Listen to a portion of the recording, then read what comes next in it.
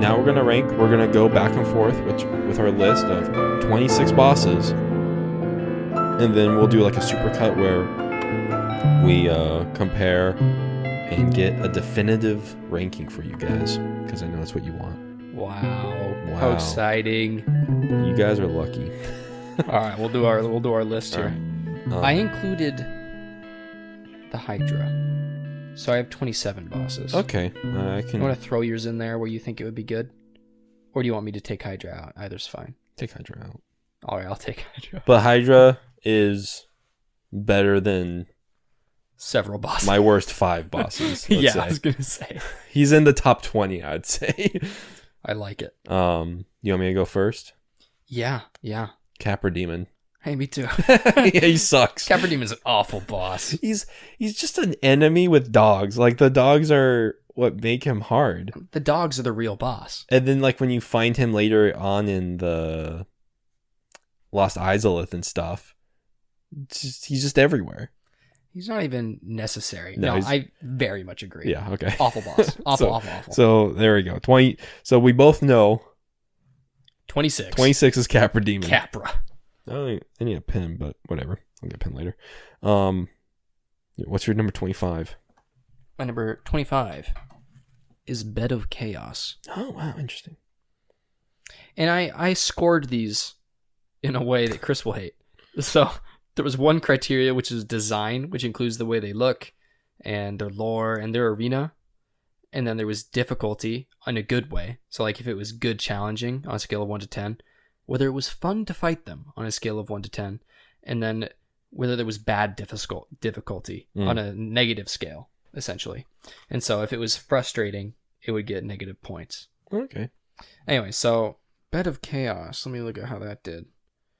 It got a 12, but it had really good design. It just was not difficult at all, and it wasn't fun at all, and it was pretty frustrating. Mm-hmm. And so because of that, it dropped it down a lot. Even though Bed of Chaos is not the worst thing in the world. It's almost not a boss, though. Yeah. So that's why mine's so low. But what's your 25?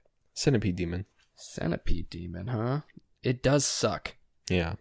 Majorly. Yeah, he does suck. I guess I'll just go into 24. Yeah, tell me your 24, baby. Ceaseless Discharge. Interesting. I liked him more than Centipede just because of the lore aspect. A lot of my favorability in my ranking is lore, because a lot of the bosses for me, difficulty-wise, are all pretty equal in how easy they are. If you were as good as Chris at this game, none of these would be a problem for you. None of them. What's your number 24? Fire Sage. It's a bad reskin of a boss that's already not very good. Yeah. It is interesting, though, that so many areas from the Demon Ruins are down here. What a surprise! Yeah. I think it shows how bad that area of the game and that part of the game is. Yeah, so I actually looked up something about it, or read something. Miyazaki said that someone was in charge of this area, and he didn't really approve of it. He wasn't like too happy about it, like, because there's some like weird and awful design. There's like some rooms that have nothing in it, and then there's just like placed enemies of half undead dragons and Taurus demons everywhere. So yeah, it's like a kid designed this area. Like it's so ridiculous. A little bit. Lost Isolith and the Demon Ruins are just not good areas. Yeah. What's your so that's my number 24. What's your number 24? Oh, Fire Sage. Oh, that's. But my number 23 is Ceaseless Discharge. Hey. Yeah, what's your number 23? Asylum Demon. Asylum Demon. Really? You dislike him that much? I just like it's not how much I dislike him, it's just I like others more. Asylum Demon is easily my favorite iteration of Asylum Demon.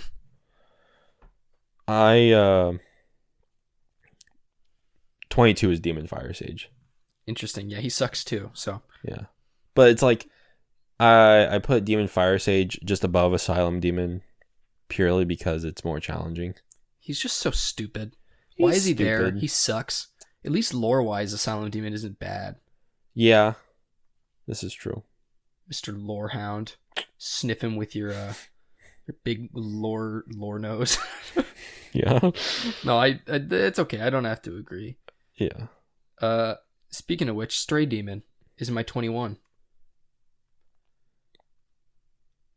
A little bit better than Fire Sage. A little bit, yeah, just a little bit. A little tad, about 2 levels better. Well, that was your number 23 or 22? That was my number 21. Oh, Priscilla is 22, excuse me. Oh, wow, okay. I have no love for Priscilla. I think she's got a weird furry tail, which makes... I don't like that. I don't like that at all. And I don't know. She's not hard. I think her being invisible isn't a good enough gimmick. Mm. I don't know. Not a fan. I think Priscilla's mediocre at best. She, for some reason, reminds me of the wet nurse in Bloodborne. Her stage. I could see that. Slightly. Just Except slightly. you can see the wet nurse, which is nice. Mm-hmm. And then my 21 is Stray. Okay. What's your 21? Taurus Demon. Really? Yeah. You don't like the big boy? It's not that I don't like him. It's just I like the others more. Hello. Taurus Demon's fine. He's still easy, though. I mean, you can cheese him so easily. Obviously, you can cheese him. And then it's just another thing where it's like, yeah, he is what he is. You know? I understand. I mean, he's the second boss in the game. He's not that great. I kind of like Taurus, but I understand. What's your 20? Iron Golem. Iron Golem. That's a good thing to put low. Yeah. I have a somewhat soft spot for Iron Golem. He's not great, but I don't know. There's something about him that I don't despise. I don't actively dislike. Like, up until this point, I pretty much actively don't like these bosses up till around 20. Then it's kind of till around 17. And then I start to like them. Moonlight Butterfly is my 21. I mean, my 20. 19 is Moonlight Butterfly for me. Nice. So they're pretty darn close then. Yeah. Yeah, I'm not a huge fan of Moonlight Butterfly. Mm-hmm. It's just boring, unnecessary, badly designed in my opinion. Kind of padding. Yeah, very padding. And then that was your 19. Yeah. 18 for me is Stray Demon. Stray Demon. Interesting. I love the process of going back to the asylum and then re-exploring, killing Oscar, and then dropping down to the floor. I think it's just all. And then like to find out that the Stray Demon's boss fight is just outside the window of the start of the game. Like his arena's right there. It's pretty cool. I agree. I really like that. Four Kings was my number 19. By the way. You skipped me there, you jerk. Sorry. You animal. What's your number 18? My number 18 is Centipede Demon. He ranked a little too high there. Well, maybe a little. I think I would have switched Stray. Well, that's fine. My 25 will fix that. Centipede Demon's awful. I don't know why he made it that high. Darn algorithm. You perfect algorithm. Gotta go with your heart, man. Not with numbers. The numbers never lie. You want to know my number 17? Yeah. Iron Golem. Okay. Doesn't make it too high. Mine was Gargoyles. Gargoyles, I understand. They're not amazing. I don't feel nearly as strongly about these bosses as I felt about the Demon Souls bosses. Demon Souls bosses had the obvious duds, though. That is true. They had the obvious duds and then the obvious great ones. But I just felt like they had so much more personality. Yeah. I don't know how that is. That could also be like the personality that Blue Point might have given them with how great it looks. Oh, Blue Point. Yeah. Because like the atmosphere of Vanguard or the atmosphere of Tower Knight or Fire Lurker is like, whoa. The stage makes awesome. Fire Lurker anyways. That's true. And I've seen PS3 Fire Lurker and it doesn't even look the same. It doesn't even look remotely close. It looks like a gorilla. Mm-hmm. So I feel you. Interesting. Yeah. Number 16 for me. Or did you say you're 17? Yeah. Iron Golem was my 17. What's your number 16? Sanctuary Guardian. Interesting. He's that low. He's pretty low, yeah. No, you don't like him, do you? I think he was just too easy. Seems like you were lying earlier when you said you liked him. I mean, I do like him a lot. I think he's too easy for what's to come. He's not a good. I can see that. Good, like I said, he's not a good gauge of like what's gonna happen to you. Very true. Very true. It's kind of a liar. Mine is Seath because he's literally an awful boss. Nice. No one agrees, but I don't care. I based on memory, I put Calamity at 15. You suck. Just from memory. Calamity's awesome. Yeah, I bet he is. I put a pinwheel for my 15. Put Bit of Chaos at 14. Dang. You're an animal. She went pretty high. But again, that's a lot of lore. Yeah. Like the whole process of you can find and pretty much kill all of her daughters. It's pretty cool. I love doing that. It's my favorite thing. Taking away I think it's fun. Like you slide into the boss fight. It's pretty fun. I love like the one pose you're locked into. Yeah. You can like skate back and forth. It's like Uncharted 4. Yes. No, I understand that. What's your 14? Mine is Taurus Demon. Oh, wow. I think that's a understandable. Yeah. And then admirable location for him. That's right. Good job, Taurus Demon. And my 13 is Nito. Mine's Gaping Dragon. You freaking fool. Gaping deserves better. But Nito is fine. To me, Nito is like the epitome of a middling boss. Mm. It's just in there. Pretty standard. Yeah. Like you. But that's how I felt about him. But yeah, what about you? What's your number 12? What's your number 11? 12. Sorry, yeah, your number 12. Quelaag. Quelaag? I like Quelaag. Yeah, I like her story. I like how she's a kind of a good person, all in all, just trying to protect her sister from everything. Yes. What's your number 12? My number 12 is Gargoyles. Oh, wow. Okay. My number 11 is where we start to diverge, and it's Priscilla. You fool. I like... Do I like Priscilla, really? Maybe not. Maybe I do. But maybe I do. You don't know me. She's another one of those innocent bosses that you don't have to kill. And she's just living her life. She's just enjoying her existence, and then you go in and being murder cast away into a painting. I wonder if it smells like watercolor in there. Oh, I hope so. If it smells like a painting, it'd be weird. It does. What's your number 11? Sif. It's pretty low. I don't think he's a good enough boss. Okay. I think if it weren't for the DLC, I'd forget that boss fight. Mm-hmm. Like, I didn't notice that the dog was limping when I killed it, you know. It's iconic, but that boss fight itself, I don't think is that great outside of the lore and stuff that you learn from the DLC. Mm-hmm. So that's how I feel about it. It's very easy. Yeah. And it's not very hard. So yeah. Okay, so this is the top 10, everybody. Top 10, baby. I'm going to round mine out with Dark Sun Gwyndolin. Hey, Gwyndolin for me too. Look at us. We finally have one in common. Well, the second one. Oh, I guess we did have Capra Demon. Yeah, we had Capra. My number 9 is Pinwheel. Interesting. I like Pinwheel. I understand him being that high. I love Pinwheel. He's pretty cool. Mine is Asylum. Okay. I can see that too. I mean, I put Vanguard number 1 in Demon Soul, so. I like Asylum. I mean, personally, I think I actually maybe like Stray a little more, but I think the AoE is a bad solution to the problem of him being too easy. Mm-hmm. And so that's why and then adding enemies into the fight. Yeah, exactly. I don't think they did it right, even though I like Stray a little bit more. Anyways, but what's your number 8, man? You're not going to like this. Seath the Scaleless. Seath sucks balls. I don't know why I put him so high. It just felt right. And it felt like... He bamboozled you just like he bamboozled Gwyn. Gwyn over here, yeah.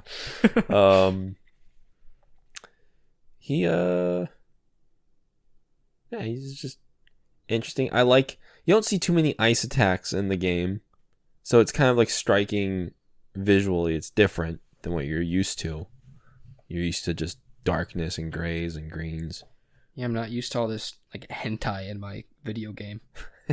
I dislike him so immensely. But yeah, and I understand though. I mean, he's also iconic. So like, yeah, he's kind of like he stuck with me, whether that's good or bad. he's a good boss. Yeah. Number 8 for you. Mine was Quelaag. Okay. Yeah, that's good. I like a chaos location. with yourself. I like that. I think she's a great boss. So 7 is Manus. Manus. He is great. He's hard. I think he is too Bloodborne for this game. Interesting.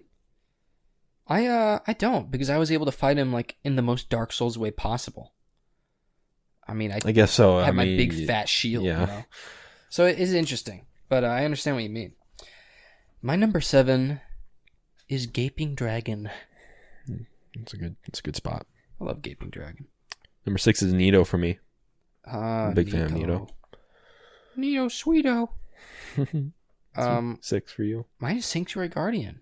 Oh, okay. I just think he's such a fun design. He is very fun. He almost feels like a Dark Souls 2 boss. Yeah, he does. In a weird way, right? In a weird way. Because he's much... Visually, he doesn't feel very Dark Souls. Yeah. You know? But I just like him. I think, and I love that he's the only boss that has a bonfire directly in front of him. He's the only one that doesn't need it. Oh my gosh, yes. Jeez, what were they thinking? I know, they're insane. They must just be trolling us. But I like him. I think he's got a cool moveset. I love that he can poison you. He's got electric. He does have physical. A variety of moves he's very refreshing. Yeah, he's cool. I'll say that. So I like him. Okay, that's top 5, everybody. Top 5. 4 Kings. Number 5 for me. Oh, whatever. It's 5 because it's actually 5 Kings. Because it's a lie. Yeah. What's your number 5? Ornstein and Smo. Ooh. They're my number 4. Really? Yeah. Man, I hate them. I don't think they should be as high. I mean, I get it. I just love their design so much. I think that's why they made it so high. Mm-hmm. What is your number 3? I'm going to go with Artorias, the Abyss Walker. Dang, I didn't know you were so stupid. He's number 3. He's obviously... Well, we'll talk about it later. Mine is Manus. He's in the number 3 boss. Okay. He's, I don't love his aesthetic. Like, I do like it, because it's straight out of Bloodborne. But I love how hard it is. And I love his diverse moveset. And I think Sif being summoned for the fight really elevates it for me. Mm-hmm. So, I like Manus a lot. He's number 3. Nice. What's your number 2? Calamity. What? Calamity. Oh, I thought you said Calaweet. Calamity. Calamity? The Black Dragon. Calamite's awesome. Good for you. What a great boss fight. It really changed my perspective actually doing it. I'm just kidding. No, it was I really liked it. It changes it, man. What was yours? So those are the ends. Sif and then Gwyn's number 1. Sif, huh? Sif is number 2. Gwyn is number 1. Oh, where's Gwyn for me? Oh, Gwyn was my number 4. Oh, really? Yeah, I don't know where he was. I think we skipped okay. Me. Wow. Yeah, Gwyn's my number 4. Oh. I think Gwyn should probably be number 3 for me, but I really love Gwyn. Anyways, your top is Gwyn. Yeah. Sif does not deserve to be number 2, but that's okay. Emotionally, he does. You know, I'll ruin that for you by bringing him down to 11. Yeah. For me, Artorias easily is the best boss in the game. You know, yeah, he's actually, come to think of it, he's very much a Dark Souls 3 boss. Is he? I think so, because it's that mix of Dark Souls and Bloodborne. He would fit perfectly in that roster of bosses. It almost kind of would have been nice to see this whole area as a DLC in Dark Souls 3. Just my opinion. Yeah, you know, Artorias was 3 for me. I would probably, like, the top 3, well, no. Gwyn is by far my favorite boss. But Artorias and Sif, I think, can just change for me. One's too easy, one is, like, perfectly matched, but I love the feeling I get fighting Sif, knowing we're at the grave site of Artorias and he's still protecting his master. But then you also love Artorias because he protected Sif, and he's still just roaming about, going about his business, even in like this darkened state. Boss, like, fight wise, yeah, he's definitely the best boss. But I love Gwyn. I love everything about the kiln and the first flame. And I understand. Gwyn for me would probably knock down Manus and be like my number 3 or my number 2. I really like Gwyn. the DLC just made such an impression on me at the end. Yeah. And that'd be my biggest recommendation to everybody is like, play this game, man. Yeah. And definitely play the DLC. Get through the suffering. It's worth it. Yeah.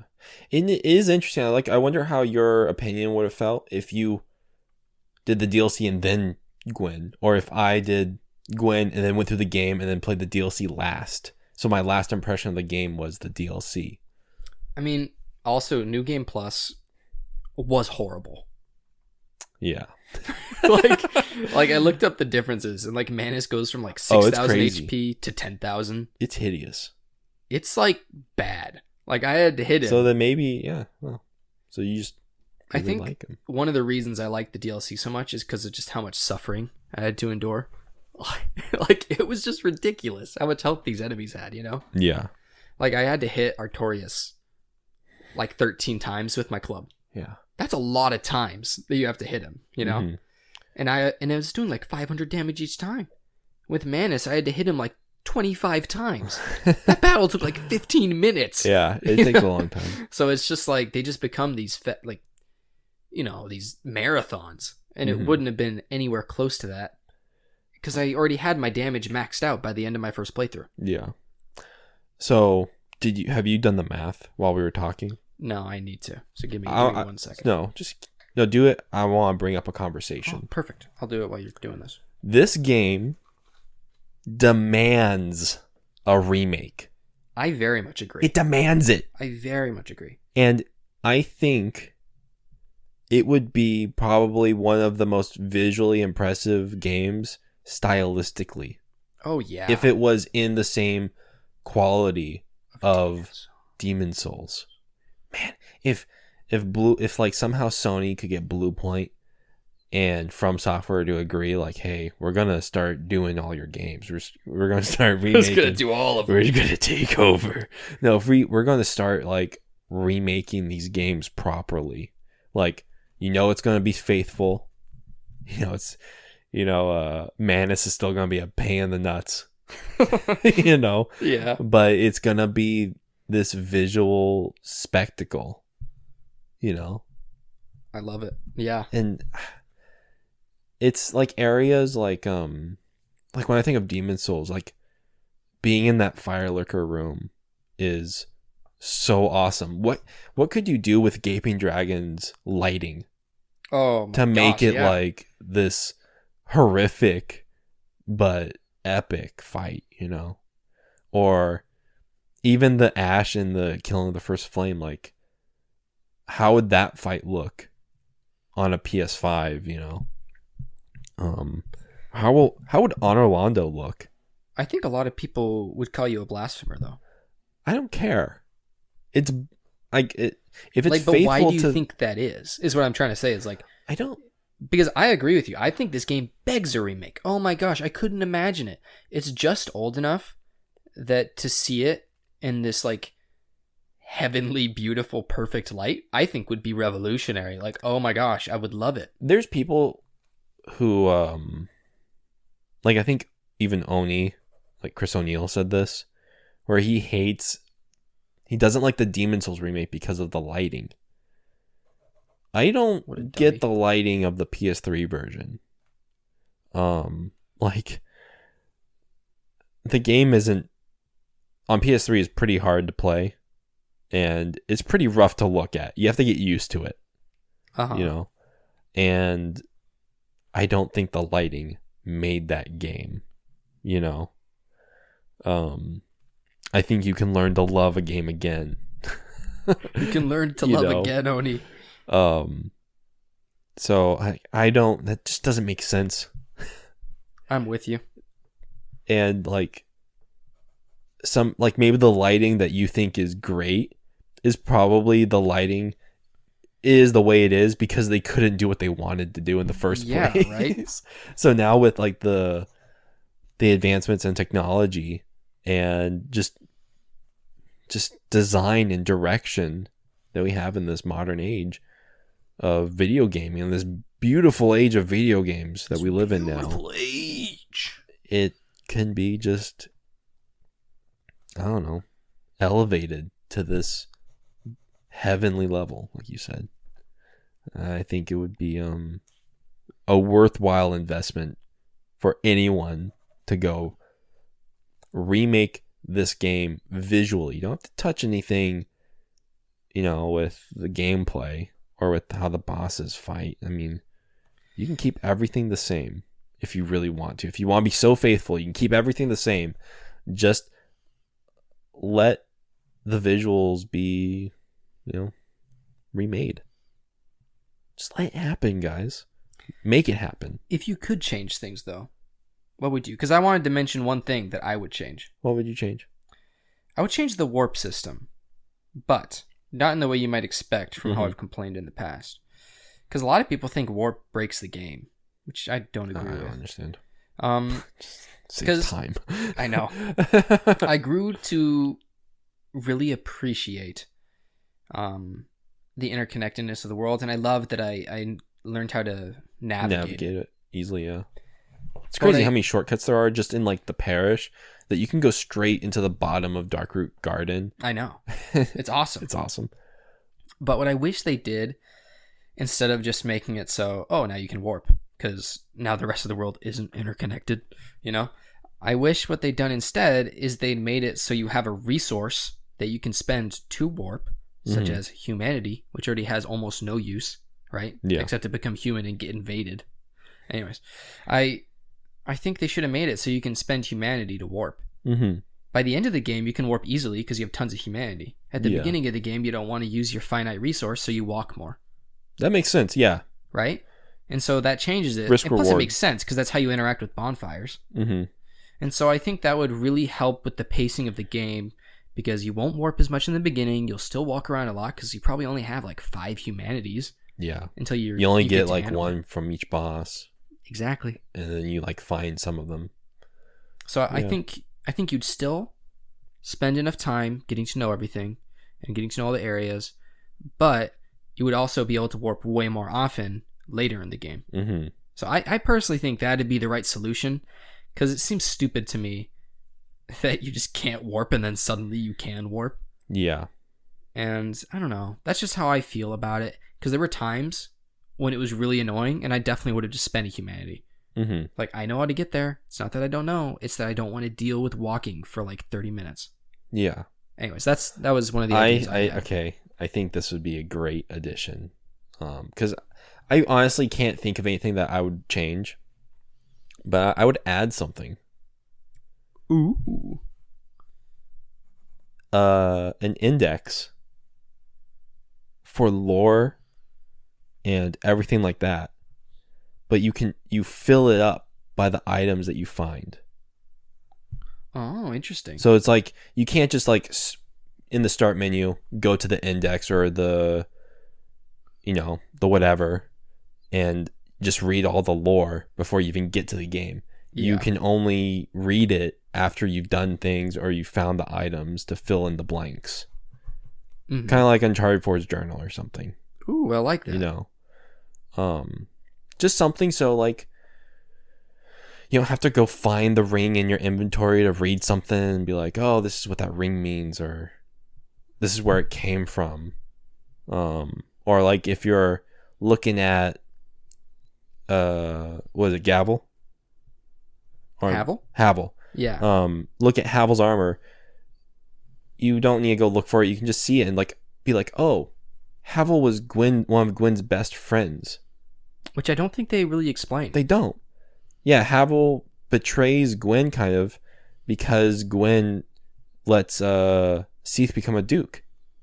Mm-hmm. So Havel like turns his back on the lords and then he's banished into the watchtower because he was planning on killing Seath. Which is so cool. It's so cool, but you would never know that unless you look up a video, read a book, or I don't think there's even items in the game that really directly tell you that. Maybe if you have all the armor, but this is exactly where this index or journal would come in. It would keep all that stuff just there for you. Kind of like the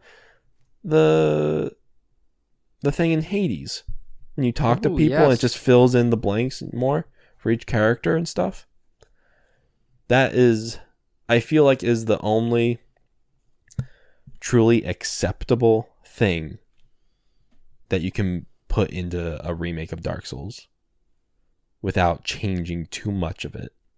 But I agree. I think I really like your risk reward for fast traveling between bonfires, and also travel between every bonfire, not just the select few that the game chooses. The random ones. The worst ones. They selected for no reason.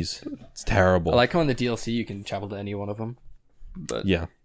But yeah, that's my little spiel while you did math. Thank you, sir. Now I have to put them all in order. Oh. I know. But I personally would rework some of the bosses. Mm-hmm. I know people would crucify me, but just adding a little bit of depth. Like I said, I think it'd be cool if you could change the boss fight by attacking Koilag's legs, give Stray Demon a different attack to get you from behind. Give the bosses more personality, maybe. Not like personality in the way that they look or anything, but just how they play, so that it's not just strafe to the left. Exactly. Until you get behind them and then you swing at their back legs. It'd give it a little bit more difficulty.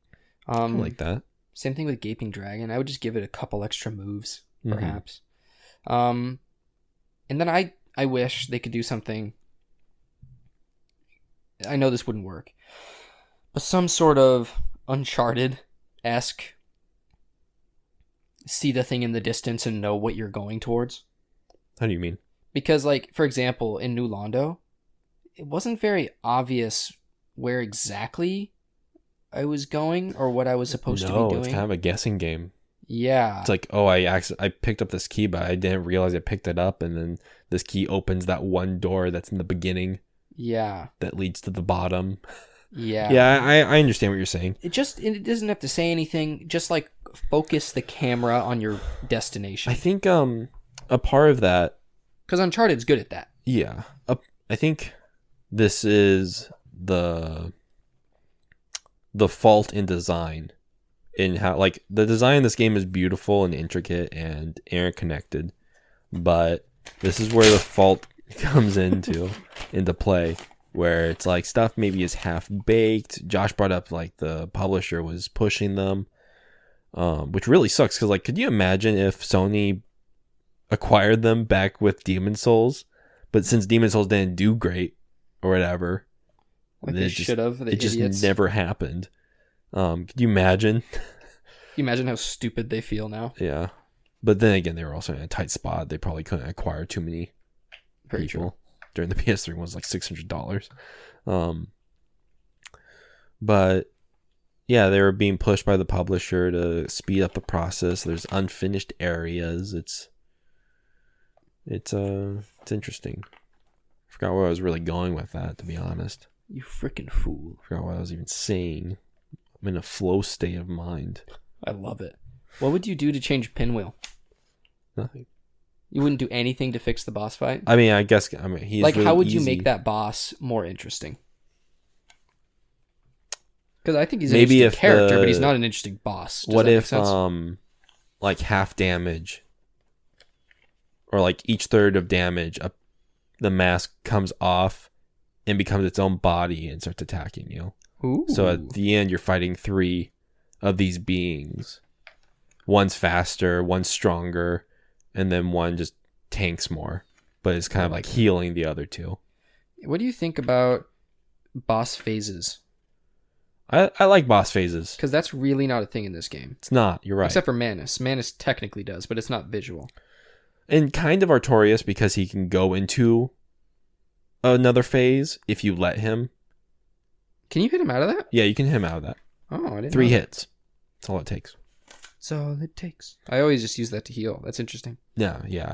You can stun him if you get him out of that. And then usually he like jumps away, so you might have time to heal, but then he like does a lunging attack and takes away half of everything you've worked for. Boss. Yeah, I like certain boss phases. I actually love boss phases. I don't like boss phases when it like you bring it down all the way to the health. Like, oh, I hate that. When you clear a health bar and then there's another health bar. That's stupid. That's just like making me feel like everything I've worked for is for nothing. That's heartbreaking. That's like like there's bosses like that in Sekiro where you feel like you beat them, and then there's a cutscene, and then it's like, oh, you have to fight him again. But it's like, well, I just used all my health because I thought this was it. I just did, and now I have to fight him again. So yeah, but no, I like it when it's like one health bar. Certain things happen. I think that stuff's great.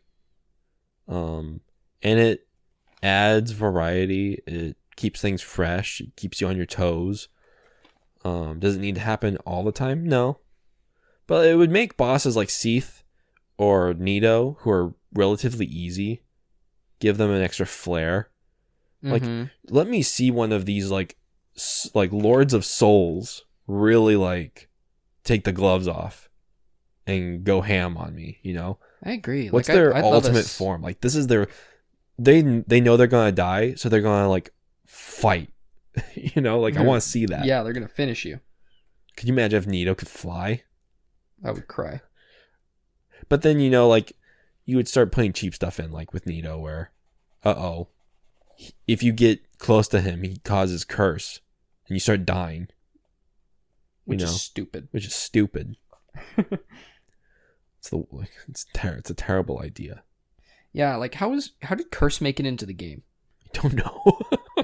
Curse is such an awful idea, like as a game design. Does curse make you turn to stone? Yeah, and then it takes away half your life until you get cured. There's a few things like that, like with the fair lady, after you kill her, you know, that egg boy who's like, you killed the fair lady, the fair lady. Destroy you. I will follow you to the ends of the earth. If you kill him and you let one of those bugs on your head, that's half your health. And it takes, like, you either have to farm the clams to get it off, or like find someone to cure you. And in the beginning of the game, when you can't fast travel, that really sucks. Yes, and it's the same thing with being cursed, because that's when you're most likely to get cursed. You have in to the beginning. Walk to go find the right thing. It's so dumb. Or if you get like a sun maggot on your head, like Solaire, what a great... Did you do that quest line with Solaire? I did not. Okay. I'm a bad man. That's fine. I mean, the quest lines in this game are pretty tough to like follow sometimes, especially like Sigmire's.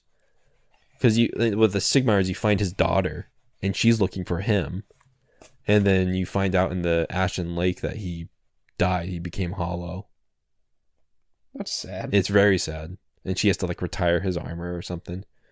And I think you might have to kill her. I don't remember. But then Solaire, his whole shtick is that he's looking for his son, his brilliant son. Don't a lot of people think Solaire is one of the sons of Gwyn? I think so. I like that, but I feel like But he's from Astora. So I know. I was like, I like it, but I think it's probably wrong. He's not from Orlando or anything. So, the best quote in the game is when you're talking to Solaire in the beginning, and then he says, "You go on. I'll stay here and gaze at the sun." I love that line. Aww. And then you find him, like you do like the quest stuff or whatever. I don't remember off the top of my head. But he'll find a sun maggot, which will cause a brilliant light to the person who has it on its head, but he's dying. Aww. And it possesses him and he fights you. Or if you go like a different way, you can kill the sun maggots before he shows up. But he gets sad because he never finds his son. So it's no happiness. There's no happiness for Solaire. I mean, the quests are good, but like I feel like some of the side quests in Demon Souls were better. Really? Which ones did you like more? Well, Strava's kind of like a side quest. Yeah, and you don't have to do that. And that's really cool because you find out that he's the son of the king, Alant. And there's his name. We've been trying to figure out what his name was. And then there's the one where in the Valley of Defilement, that the sister is looking for the guy who's protecting the that's a great one. maiden. And that's really cool. She's trying to give him like his ring to show that he's like a coveted person within the religion of white, I think. And I thought that was really cool. And you can give her his ring, and then that's how you get something else. And this is some cool stuff. I don't know if they're better story wise, but like I think they're easier to find. But that's a whole nother story, because with Demon Souls, you're dealing with, you know, the light and dark. What's it called? The tendency. The tendency, yeah. The horrible. What a wild horrible system. mechanic. So wise for them to get away from that. Yes, I think I agree. But there is like still there's still consequences to your actions in Dark Souls, like with killing all the fire keepers. Oh, really? What happens? I mean, like with Orlando, it's nighttime. That's Yes. one. I think certain characters will turn on you. I think if you let Frompton or Kaith, the guy who's sitting near Firelink Shrine, starts to die because of just, I think he starts turning hollow because the primordial serpent's right there. And then there's a guy you can save in the parish who will try to kill the Firekeeper in Firelink Shrine. I always kill him when I see him. Yeah, you just kill him immediately. He gives you the best ring in the game. Yes, sir. But yeah, I bought you enough time. You bought me enough time. What is the definitive list? Here we go. From the bottom to the top, baby. Number 26. Capra Demon. Capra Demon. Yeah. Number 25. Ceaseless Discharge. Okay. Number 24. Fire Sage. Yes. Okay, yeah. Number 23. Centipede Demon. Yes. And number 22. Bed of Chaos. All these terrible bosses in Lost Isolith. Capra Get him out of Demon here. Being one of the main enemies in Lost Isolith. I think it's amazing. That's funny. The bottom 5 are all Lost Isolith stuff. That area is awful. It's not because I love the idea of Lost Isolith, and like it's this bed of chaos where all the demons were born. It just has the worst bosses. I think that area should be reworked and have For a sure. lot more. Miyazaki shouldn't let other people touch it. It should have like way more, a bigger variety of just horrible enemies. Yeah.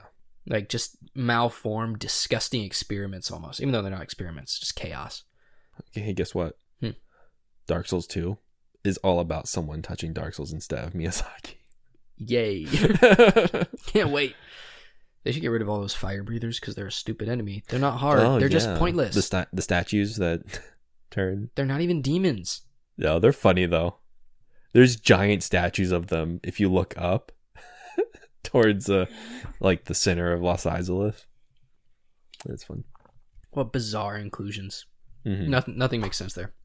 But yeah, rounding out the entire bottom of the list. I love that. Funny thing with the Bed of Chaos, that whole area is kind of like the Killing of the First Flame because she was trying to recreate it. It looks almost the same. I wish it was more obviously similar. Yeah, I would have liked to see like where the Ground Zero was, even though that is Ground Zero's. But I want to see more of like. It doesn't look destroyed enough to be Ground Zero. In my opinion. Yeah, I agree. It looks more like almost like a fog went into the ground and brought these demons out of the ground. Yeah, more so than it destroyed everything and then from the fires born these enemies. I agree. Birthed these enemies. I'm not a fan of the area. It feels like a student project, honestly. Yeah. And then there's the one Titanite demon that always respawns there. Why? Which is a horribly long hallway, by the way. Did you find the other bonfire right in front of Lost Isolith? I think There's one behind an illusory wall. Yeah. I found that one. Terrible. Oh my gosh, so dumb. Anyways, leaving Lost Isolith, we have number 21, Moonlight Butterfly. Acceptable. Understandable. Yeah. Then number 20, Iron Golem, Chris's favorite boss. I think that's a great rounder. Number 20. I think that's a great spot for him. Then we have number 19, Stray Demon. Seems like a pretty good place for it. Above Fire Sage, kind of right in the middle. Number 18, Taurus Demon. Oh yeah, we're getting through all the many, many, many demons. Number 17, I kind of really brought this one down, is Crossbreed Priscilla. That's fine. She's in the middle. She's exactly where she belongs. Then we got number 16, also I think right where it belongs, Asylum Demon. Yeah, I think that's perfect. It's a perfect spot for it. We together make the perfect list. Then number 15, Gargoyles. I think that's a perfect spot for it too. Where Dark Souls truly begins. All right, number 14. It's like, that's the equivalent of, this makes you feel like Batman. It is. It makes you feel like Spider-Man. Love it. Yeah. What a bizarre thing folks say. Yep. And then a thing that isn't a weird spot, but I think it's a good spot. Four Kings at number 14. I can live with that. Then 13, Seath the Scaleless. I'm surprised Seath is higher. I know. I wish she was lower. Yeah, me too. I think Four Kings is better than Seath. Oh, for sure. Then number 12, honorable spot, Pinwheel. Yeah. I like Pinwheel. I like him there. 12, almost in the top 10. I think that's great. Perfect. Number 11, Sanctuary Guardian. Okay, yeah. He's a little underrated guy. I think he's good. He almost made it to the top 10. I mean, that's pretty good. He almost did it. You stupid little Manicore. You couldn't. Should have tried harder. Should have had more than 10 health. Number 10. Starting at number 10. Holy crap, the top 10.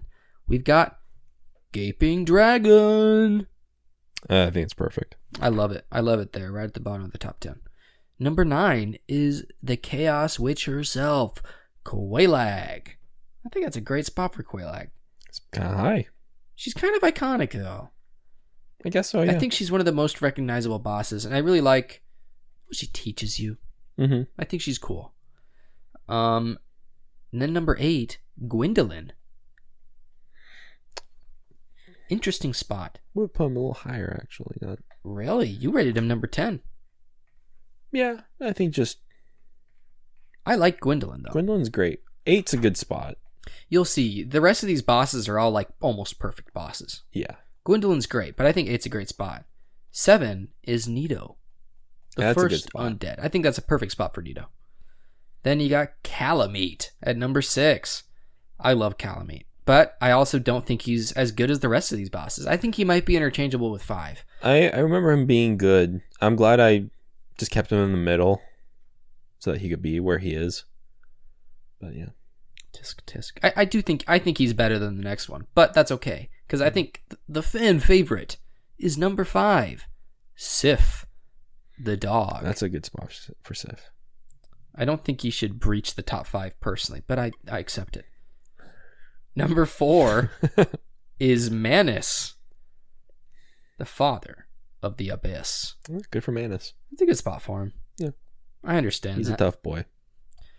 But I think he's not as fun as the rest of these. These 3, I think, are the best fights. Well, I hate number 2, but that's fine. Anyways, number 3 is Gwyn, Lord of Cinder. He should definitely be in the top 3. Yeah. At the very least. I love Gwyn. He has to be there.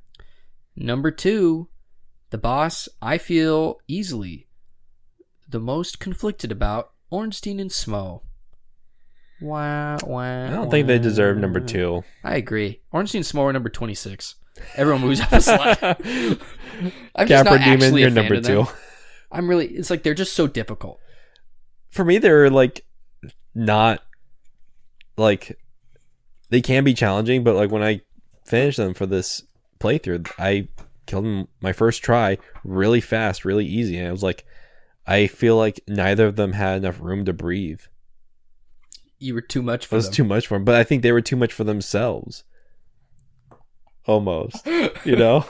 You messed up. You were too much for yourself. I do like it if you kill Smo, Ornstein becomes bigger like Smo, and then vice versa. I think that's pretty cool. That's a neat way of like, I think Ornstein gets, I mean, I think Smo gets lightning powers. He does, yeah. Which is another thing, because like lightning is how you kill dragons, and makes sense. It's thought of, and I think it's right. I think it's true. But Ornstein, when he leaves, turns into a dragon. Does he really? Yeah. Well, he doesn't, because I kill him. Well, that's an illusion. So. Oh yeah, you're right. I forgot. So does that make Artorias number 1? Yeah, in his That's deserved spot. That I think we made the perfect list. I do too. Besides maybe Ornstein and Smo. Yeah, except for Ornstein and Smo. This is definitely more like, I think we're more alike with this than Demon Souls. Because I loved Armored Spider and you despised Armored Spider. This is bad. And Vanguard was my favorite. And Vanguard's just like the first tutorial boss that kills you in one hit. Yeah. No, I think we were much more aligned. Yeah. With this list. Yeah. I think that's because I think Jolly from cooperation. I want to say from here on out, we probably will be a little more aligned. Maybe not. Who knows? I feel like we are, because I feel like there's just obvious bad ones and obvious good ones, and then they're not going to have the character that Demon Souls bosses have. Yeah. Where it's like, it's not only character, but it's how you fight them is different. And just each boss is almost a stage. Yeah. So, but who knows? It's been so long since, I mean, I have to try to remember even all the Dark Souls 3 bosses or Bloodborne bosses. Like, I'm sure I'm forgetting tons of Bloodborne bosses. Well, there's about 5,000 bosses in Bloodborne, so. Is there 40 like in Dark Souls 2? I hope not. No, it's going to be a journey, man. Yeah. I'm very excited to see what you say about these other games. But I agree with you. I think we're going to be more aligned. Who knows? Maybe you'll love Dark Souls 2. The gimmick bosses really do change things. Yes, they do. Maybe I will love Dark Souls 2. I anticipate liking it. Well, that's good for you. Going with that mindset, I hope you come out that way. I'm a positive guy. I hope things work out. What can I say? You're a positive guy. I would get text messages from you from this game. You'd be like, I hate myself. I hate this game. My poor wife hates this game on my behalf.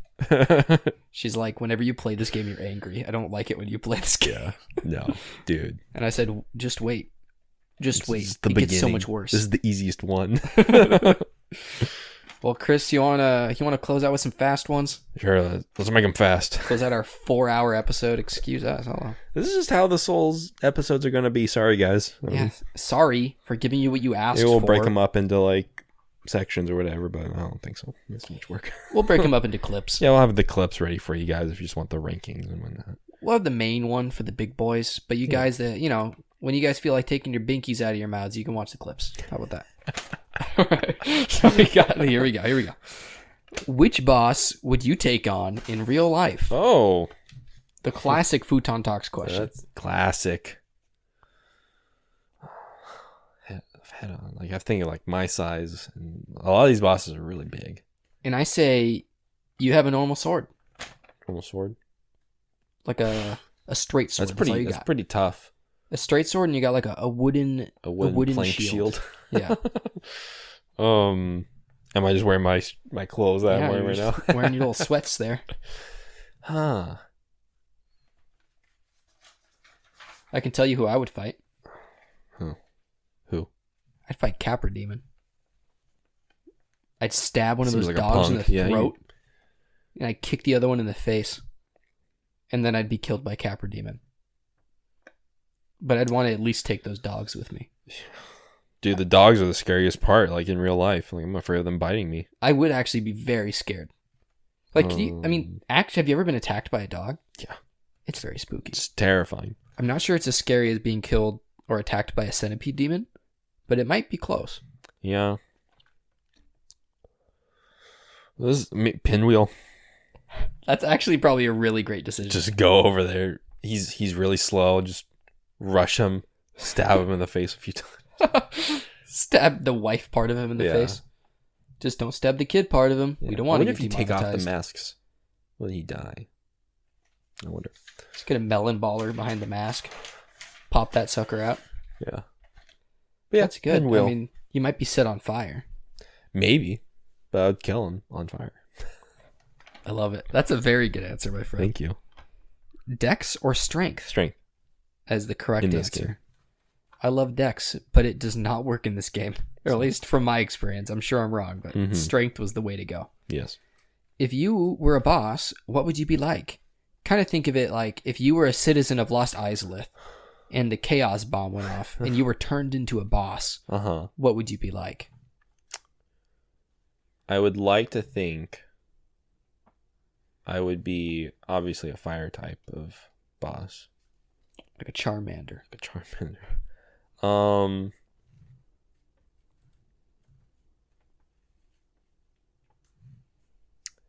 Yeah. Not huge. Just a like humanoid-esque, 8 feet tall, really fast. Just fire thing. Fire. That's probably what I would be. I like that. Yeah. I'd be like a chef. And I'd have like a cauldron. So you'd be the butcher? Yes, but I wouldn't act like the butcher. Oh. I would like take like ladlefuls of my soup, and it would be poisonous, and I'd throw it at the player. Oh. And I could trap them in my cauldron. That's not necessarily a demon. Oh, but I would be. All right. You'd see. I'd be demonic. Okay. I'd be like a demonic chef. I'd like do a jumping attack where I catch them in my cauldron. I like it. And mix them up into my Dice them soup. up. I like it. Yeah. Maybe my soup would just be so hot it would burn them. No poison. Wow. But I like the idea of it being poisonous because I'm such a bad cook. That's what I would be. Okay. I thought that was a great idea. Good job. Thank you, sir. Which enemy would you remove from the game? Oh. Those poisonous geckos in the giant tree. Oh, those are bad ones. I hate those guys. Or they're in the sewers too with the rats.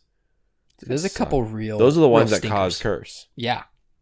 And when you go into the Ash Lake without the Lord Vessel and you're cursed, you have to go back up the tree, back up through Blighttown, and back to the Firelink Shrine to get that so fixed. Which happened to me.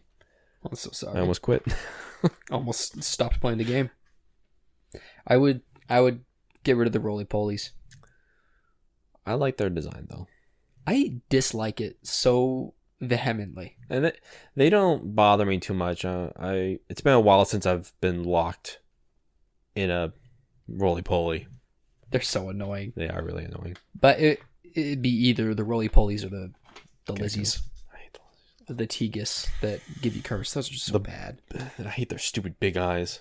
Big eyes. Actually, least favorite. I actually Amy Adams prefer the movie. big eyes over the ones in Dark Souls 2, which have regular eyes, like human eyes. Oh no! So it's like this tiny little face. Makes no sense. That's horrifying. Yeah. Well, I can't wait to live with that nightmare. Yeah. Which boss fight is worst, and how do we fix it? I guess Capra, technically, according to the perfect Capra, list. fix it. Get rid of it. Oh, by the way, just wanted to put this out there. Huh. Everyone makes these lists, and at the beginning they say, I don't want to offend anybody. This is just my opinion. All right? This is just my opinion. This is my subjective opinion. No, this is the perfect list. If you think otherwise, you're wrong. It is the perfect list. Everyone out there, stop being babies. Just say what you think. It's okay. It's fine. Be mad at us. That's all right. We'll talk about it in the comments. You know what I mean? Yeah, remove Capra. Yeah, just remove him. That's the best thing you can do. I actually think it would have been great if he was. You fix him, take out the fog gate. Oh, so it's not a boss. Yeah, He's just an like enemy. an enemy that's roaming around, Like a mini boss. like a mini boss. Yeah, Like the second Vanguard. exactly. I like that. I think that'd be the best way you could fix it. Because like, it sucks going into the fog and then you get cheap shotted by some stupid dog. Yes. It would be like pretty cool and pretty menacing if you just walk up and you see this big guy with two giant like dragon slaying swords and then he sicks his dogs on you. Mm-hmm. So that's how I would do it. What I want, you make a replacement boss. I don't know what this boss looks like, but just imagine this. Get rid of it. You walk into the fog gate. Yeah. You see a short cinematic. The Capra Demon notices you. He points at you and the dogs start running. But then another boss reaches into the small like hall and just grabs Capra and like eats him. That'd be kind of cool. And then the dogs run away with the tail between their legs. And then he breaks down the walls and you're in a bigger arena with a real boss. Yeah. That'd be cool. It would be cool if there was more like what if like you found in like the Undead Parish area or even on Orlando like a half alive dragon that was just kept there to be tortured. You had to fight him. Ooh, I'd like that. And not like cool. Not like the decaying ones. We mean like a real like dragon. A live dragon that's really weak, so it's not like a Calamity. Great ancient dragon. But one that like would reach through like its cage or something and grab the Capra Demon and kill him. And I love that. So I think that'd be great. That would be great, but won't happen. That's how we'd fix it, but they won't do it. They won't even remake Bloodborne. So they're not doing this at all, ever. Mm-hmm. Tell me, Estus versus Grass versus Blood Vials versus Life Gems. I love how I can depend on always having 10 Estus or 20 Estus. It's just, this is what I've earned. This is what I get. I don't have to go farm for anything. Mm-hmm. And I would do that. But like it's just different because Bloodborne, you can get your health back by immediately attacking the enemy afterwards. So it's kind of like it all depends on the function of the game itself. But I love Estus, man. I love Estus too. I think the most important part of Estus is the immediate heal. The second it touches your lips, you have the health. And Blood Vials do the same thing, if I'm not mistaken. I think so. And Grass also does the same thing. So it's interesting. Life Gems are the only one that take time. I know you just talked about this, or you just played the game, so you know different, but... Yeah. Or you have fresh feelings is what I'm trying to say. With Dark Souls 2? Yeah, so like how just... If you could, in a quick way, just tell me like, do you think Life Gems... How do you think Life Gems and the Estus in Dark Souls 2 make you play differently? Or do they make you play differently? No, they all make me play differently. It's nice to have the Life Gems.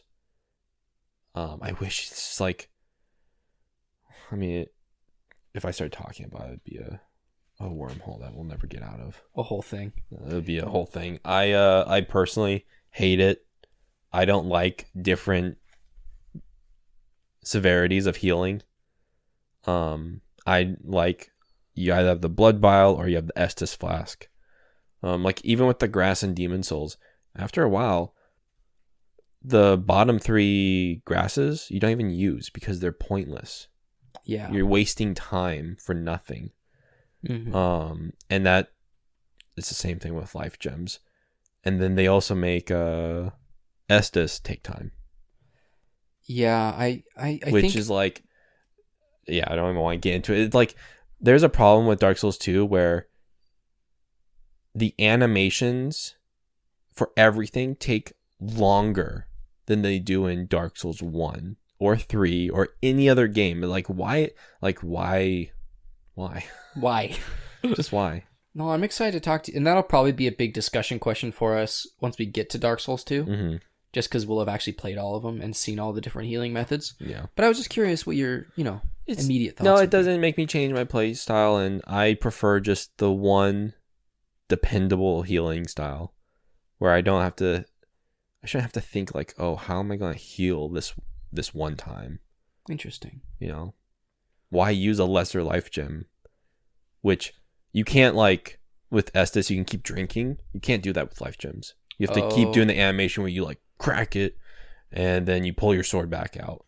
You can't just like spam it to get like a couple. Interesting. It's a big deal. Interesting. I'm excited to actually talk about that more. It's best used when like you're fighting someone or if you're being poisoned to constantly just counteract any poison that you're getting. Yeah. But then again, it's like, how much of it is it really helping you? when you could just quickly use moss to get rid of the poison and then heal. Yeah. It would actually probably be faster, and you would have full health again. So, Come on, FromSoft. come on. Bonk or nothing. Bonk. That's right, baby. Bonk town. Save Solaire or save the onion? I love Sigmar. Solaire. He's probably correct. He's my boy. That's my boy. Andre or Gao?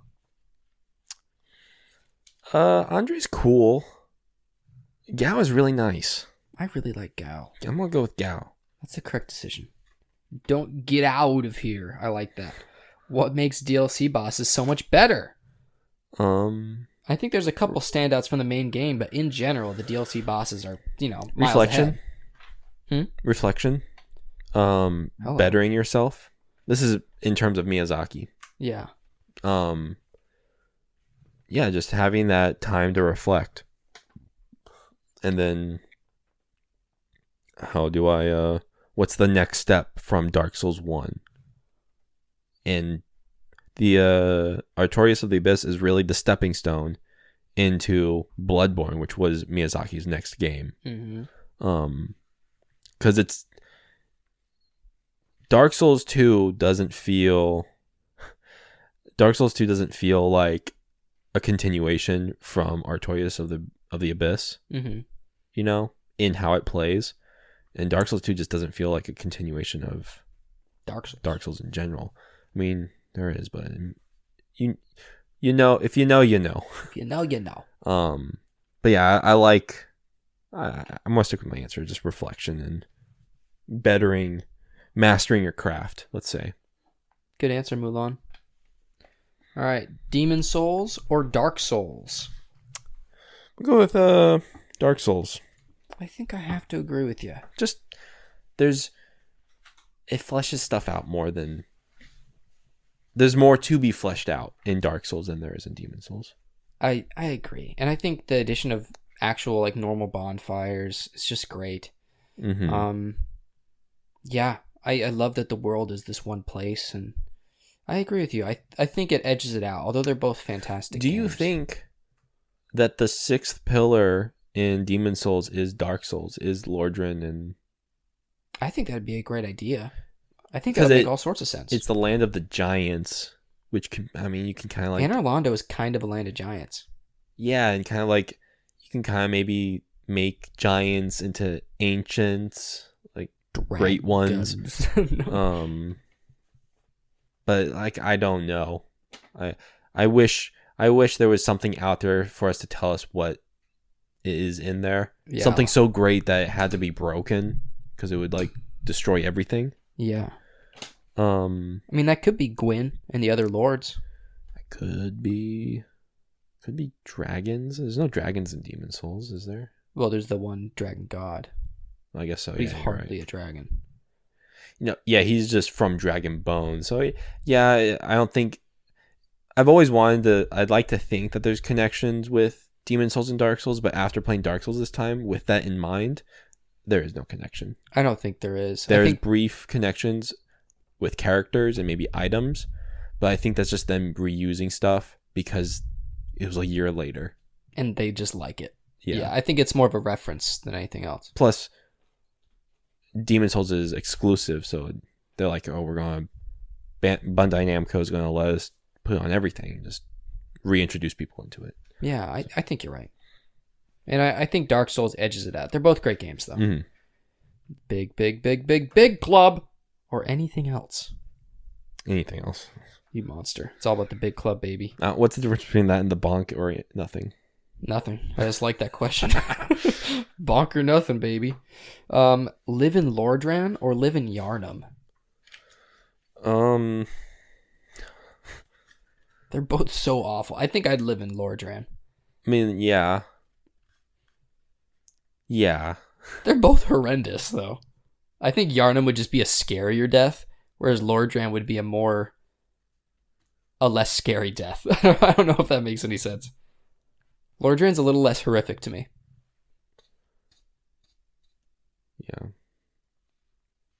Yeah. Yeah? Yharnam's scary. Yharnam's a spooky place, man. All right, last couple here. Last couple. Award for the most uninspired boss. It's got to be Iron Golem, right? Yeah. Or, I mean, you could say Asylum Demon because he's just a ripoff of Vanguard. Or, even worse, you could just say Stray Demon or Fire Sage. Yeah. Because they're both ripoffs of a ripoff. Yeah, I'm going to go with the Strays and Fire Sages. I love it. And Asylum Demons. What about most inspired? Most inspired? In what way? Because, like, you never expect a last boss in a game like this to be played with such a somber song and melancholy feel. Yeah, I would say which boss came together with in such a way that it just became perfect. And, you know, maybe you use some elements that are a little bit out of left field. I don't know. But it makes me think of Gwyn. Yeah, I think Gwyn. Because you would almost expect it to be this big boss fight. But that's kind of like the same thing with the real King Allant. Mm-hmm. Being just a slug. Just this, like, deformed glutton of itself. Like, almost gluttony for power in a physical form. Yeah. But with Gwyn, it's something that's really powerful and poignant and profound. It's a fire within yourself that you're fighting. You're fighting this person who just wanted to, you know, live his life, like keep his way of living going in a way. And there's a metaphorical fire within him that's keeping him from letting you take everything away from him. Yeah. Which is what you do. And just, you're at the ground zero of everything. And basically you're at the center of life for them. You're at the birth of humanity, which is this place of destruction. Yeah. I think it has to be one of the best, if not the best boss I've ever encountered in a game. It's just beautiful in every way. That's how I feel. I think you're right. It's just some of these elements that maybe you wouldn't think would work. Mm-hmm. It's a smaller enemy. It's got this music that's not climactic. I mean, you'd expect Manus, right? Yeah. You expect a boss like Manus to be the end of the game, but instead it's this almost delicate, this delicate dancing fighter. You know, I love it. I agree with you. I think he's definitely inspired. Or it's like it's kind of like with Returnal. Yes. With the organ guy. Oh, baby. Beautiful thing, but then there's also like the spectacle. You almost feel like the last boss would be the nemesis. Yeah. This giant spectacle of a boss that you're falling through and keeping alive by like these falling cubes and stuff. You would expect that to be like the last boss fight, but it's not. Instead you get something like Gwyn. I mean, I know they're different games, but you know what I'm saying? Like the last thing doesn't need to be this explosive, epic ending. Be something more calm. Yeah. Oh, by the way, more subtle. Light the fire or let it die? This time I let it die. I want to keep it lit. You're a fool, Harry Potter. No. I'd let it die, but I understand. Well, I like both. It seems redundant to let it burn again because it just repeats the cycle. Letting the fire die is like the age of humanity. But it's funny though, because that's what we do in real life. Yeah. Right? All people are trying to do is we're just trying to light the fire. Just want to keep it going, keep it going, keep it going, keep it going. And just think about, I know this is a bad example, but like people that, you know, force themselves to just get up and like suffer through the things they hate in life every day because they're scared of change, right? Like maybe you're, this is like a bad example, but like maybe you're in a relationship that doesn't make you happy, or you have a job that you despise, right? Or you're in a place that you hate, but you're terrified of what'll happen if you make a change, so you just keep doing it. Well, guess what? You're just lighting the fire, just letting things stay the same. Mm-hmm. But if you let it die, something else is reborn, and you can start something new. Life. Yeah. You know, I just think what a profound message, because a lot of people get patience and you can do anything if you try hard enough messages from this game. But for me, what I get from it is just that if you let things die, you also let things breathe, right? You let things be born. And I think that is just so poetic and so beautiful, and so, even though it is scary, even though the future is dark, that doesn't mean it's not worth it, right? Yeah. So I think they're both great, though. And there are times where you should light the fire, right? Like I love my wife, shouldn't leave her. You know what I mean? It's just it's very interesting. I don't know. What do you think about that? No, I totally agree with you. And like in this game and all the other games, just because you do it once, I mean, you're meant to play these games over and over again, kind of. You know, that's even like canon, right? That's even canonical. That one time you light it, the cycle just keeps continuing. Even if you let the fire die, eventually a flame will spark, and then it'll start over again. Exactly. So, no, it's beautiful. It's very poetic. I love it. Yeah. You know, I had a couple other awards, but I love that as a note to end on. I think it's a perfect note to end on. Nearly 4 hours in. Yes. Plus, we're sorry. No. But you want to close us out, my friend? Yeah. Thank you, guys. We love you. This has been our second installment of our dark. So, what would we call this? The Miyazaki Extravaganza Soulsborne series. Our road to Elden Ring. I love that. The road to Elden Ring. We thank you. Please go on to YouTube, where hopefully you're watching us now, and like, comment, subscribe. If you've gotten this far, which would be amazing. Yes. Peanut Gallery. Comment Barbara Streisand if you've gotten this far. That's right. Because no one else would do that. No. And then you can head over to our Patreon, patreon.com/Futon Talks, to give us some money. This stuff to keep the channel going, keep us going, and gain better equipment. That Nito statue. Yeah, that Nito statue. And I mean, we want to get merch off the ground, so that would be a huge help. And then, head over, you're on YouTube, listen to our Hades review with Ren's Reviews. It's a great one. Or watch our myriad of episodes that we've made now on a ton of different games and movies. And we just keep on going. We'll see you next time. Love you. Bye-bye. Bye-bye.